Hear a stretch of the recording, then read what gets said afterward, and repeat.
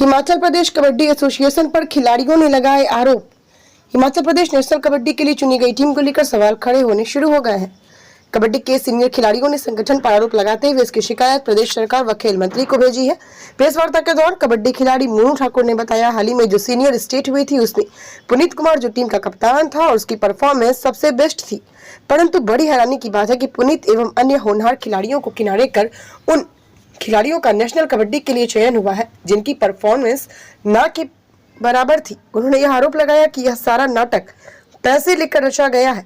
काबिल खिलाड़ियों को बाहर का रास्ता दिखा दिया गया है और जिन खिलाड़ियों की परफॉर्मेंस ना के बराबर थी उनका सिलेक्शन कर दिया गया है। खिलाड़ियों का यह भी कहना था, अगर पैसे की ही बात थी तो हमें भी बताते, हम लोग भी कहीं न कहीं से पैसे एकत्रित कर संगठन को दे देते।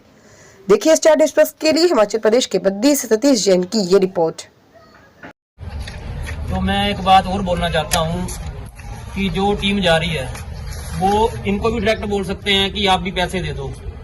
टीम लेके जा रहे हैं, पैसे ले रहे हैं, जो खिलाड़ी है उनसे पैसे ले रहे हैं। खिलाड़ी भी ऐसे हैं जो पैसे दे रहे हैं, तो इनको भी बोल सकते थे कि आप पैसे दे दो, हम आपको नेशनल में ले जाएंगे। तो ये चल रहा है हम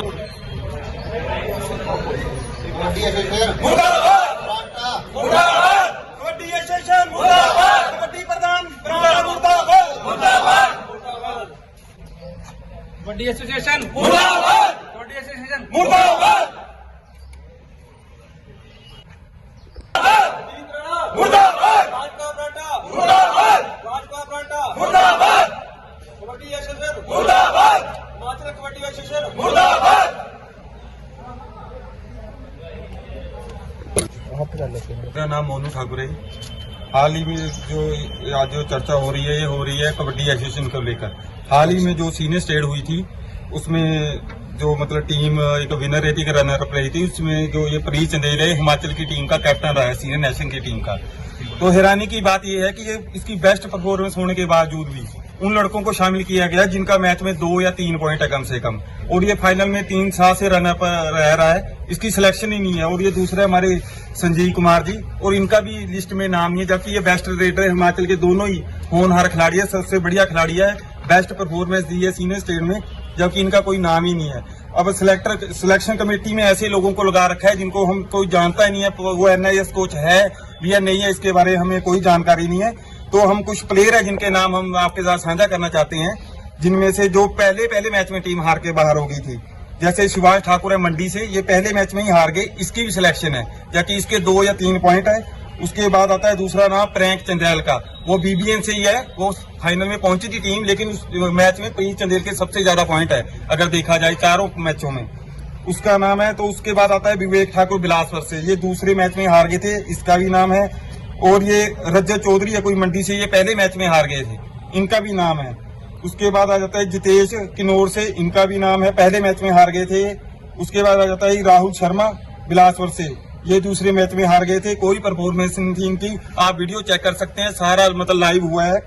उसके बाद देखो जी, लाहौल स्पीति से खेले थे 2 लड़के हमारे नालगढ़ से, हमारा किसी से कोई जाति भेदभाव नहीं है, लेकिन अगर परफॉर्मेंस की बात की जाए तो उनका नाम भी इन्होंने कैंप में रखा हुआ है। यह है बलदेव सिंह लाहौल स्पीति से, कुणाल मेहता लाहौल स्पीति से, आकाश प्रेशर जो पहले मैच में जिसके इंजरी हो गई थी, बढ़िया खेला, उसके बाद उसने कोई मैच नहीं खेला, उसकी भी सिलेक्शन है कैंप के लिए। उसके बाद सौरभ चौहान है कोई बिलासपुर से, ये दूसरे मैच में हार गए थे और ये लड़का स्पेयर में बैठा हुआ था, उसके बाद इसने हाफ टाइम के बाद खेलना शुरू किया, इसकी भी सिलेक्शन है। आप क्या कहना चाहते हैं कि पिछले दिनों भी ये काफी मुद्दा उठा था? हाँ जी, पहले भी अजय ठाकुर जी ने इसके बारे में काफी मुद्दा उठाया था, लेकिन उस मतलब राजनीति के कारण पता नहीं क्या हुआ, उनकी बात को सुनवाई नहीं की। जब हमारे हिमाचल के जिन्होंने पूरे देश का पूरे वर्ल्ड में नाम रोशन किया है, उनको क्यों नहीं सिलेक्शन कमेटी में लगाया गया? और ये किस प्रकार का व्यवहार है प्लेयरों के साथ, जो मतलब 10-10 साल से ये दोनों लड़के मेहनत कर रहे हैं, इनका लिस्ट में नाम ही नहीं है। कुछ और लड़के भी है जिनका लिस्ट में नाम नहीं है, लेकिन उनके ऊपर राजनीति का प्रेशर बनाया जा रहा है, उनको धमकाया जा रहा है कि अगर आप खुलकर अगर बात करेंगे तो अगले साल आपकी सिलेक्शन कट जाएगी।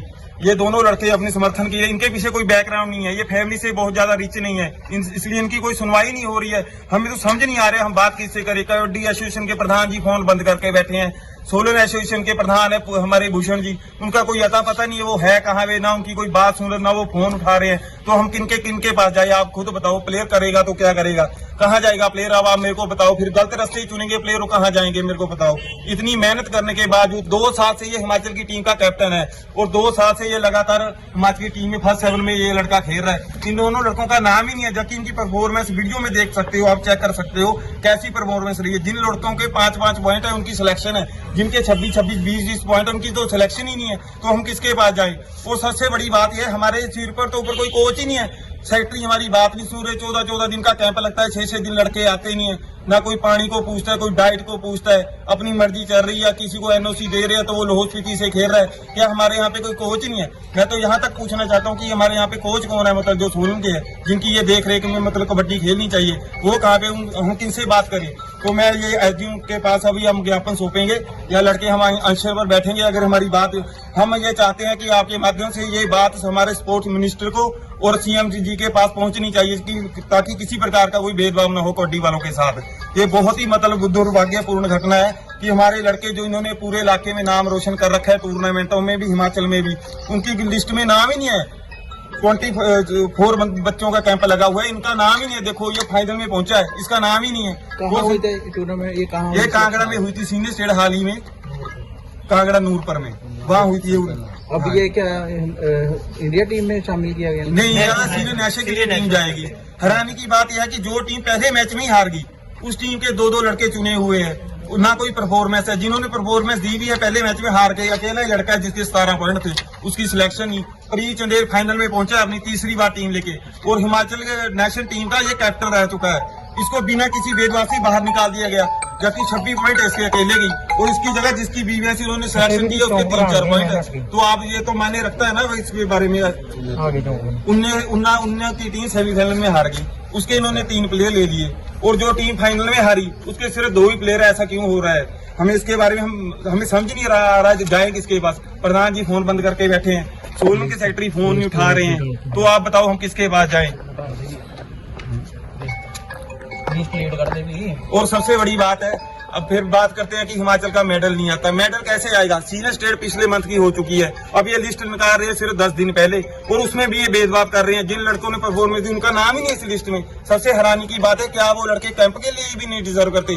जो हिमाचल की टीम का कैप्टन रह चुका वो 2 साल से, फर्स्ट 7 का प्लेयर, उसका लिस्ट में नाम ही नहीं है। सबसे हैरानी की बात हुई, ये संजीव बीच कबड्डी में इंडिया कैंप लगाया हुआ, इनका नाम ही नहीं लिस्ट में। क्या ये कैंप के लायक भी नहीं है? जिन लड़कों के कोई पॉइंट ही नहीं है, जो लड़के किसी कोई कोच का लड़का है, कोई सेक्रेटरी का लड़का है, कोई बैडमिंटन खेलता है, वो भी कबड्डी में स्पेयर में, तो उनका भी लिस्ट में नाम। और पूरी वीडियोग्राफी हुई है, जो ये पूरी वीडियोग्राफी हुई है।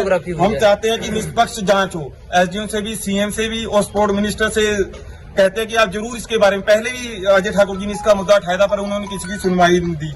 सबसे हैरानी की बात यह है कि हमारे देश का, हमारे नालागढ़ का, जिन्होंने पूरे इंडिया में, पूरे वर्ल्ड में नाम करा है, उसको क्यों नहीं कोच लगाया गया? हैरानी की बात यह है। मेरा नाम दविंदर सिंह है जी। तो मैं एक बात और बोलना चाहता हूँ कि जो टीम जा रही है वो, इनको भी डायरेक्ट बोल सकते हैं कि आप भी पैसे दे दो। टीम लेके जा रहे हैं, पैसे ले रहे हैं, जो खिलाड़ी है उनसे पैसे ले रहे हैं। खिलाड़ी भी ऐसे हैं जो पैसे दे रहे हैं, तो इनको भी बोल सकते थे कि आप पैसे दे दो, हम आपको नेशनल में ले जाएंगे। तो ये चल रहा है हमारे नालागढ़ के जो भी है, जो एसोसिएशन के साथ जुड़े हैं, मैं तो उनको बोलना चाहता हूँ, वो पहले बोलते कुछ और है, फिर करते कुछ और है। बस यही बोलना चाहता हूँ मैं कि जब आप और बच्चों को बोल सकते हैं पैसे के लिए, तो ये 2 प्लेयर से इनको भी बोल देते, हम इकट्ठे करके पैसे दे देते। कितने पैसे मांग रहे हैं? पैसे देख के है, जैसे किसी से 3 लाख, किसी से 2.5 लाख, किसी से 2 लाख। कौन मांग रहे हैं पैसे? जो बैठे हैं मेन ऊपर। अच्छा, हाँ जी, पैसे की लेन देन होता है? पैसे की लेन देन पूरी हो रही है जी, डब्बे जा रहे हैं गिफ्ट पूरे। तो मैं यही बोलना चाहता हूँ कि आप इनसे भी बोल देते, ये भी दे देते इकट्ठे करके पैसे। इनका एक नेशनल रहता है, तो मैं यही बोलना चाहता हूँ, वो दिन दूर नहीं है, पंजाब वाला काम हो जाएगा यहाँ पे। नहीं, कहने का मतलब जो ये पैसा इकट्ठा 3-3 लाख रुपए ले रहे हैं, ये स्पोर्ट्स मिनिस्टर तक जाता है? नहीं, जो बैठे हैं, जो मेन है, जिनके प्रधान है, जो सेक्रेटरी हैं। सबसे बड़ी बात है, उन्होंने कभी जिंदगी में कबड्डी नहीं खेली, जिनको बना कर रखा है। बस यही बोलना चाहता हूँ मैं।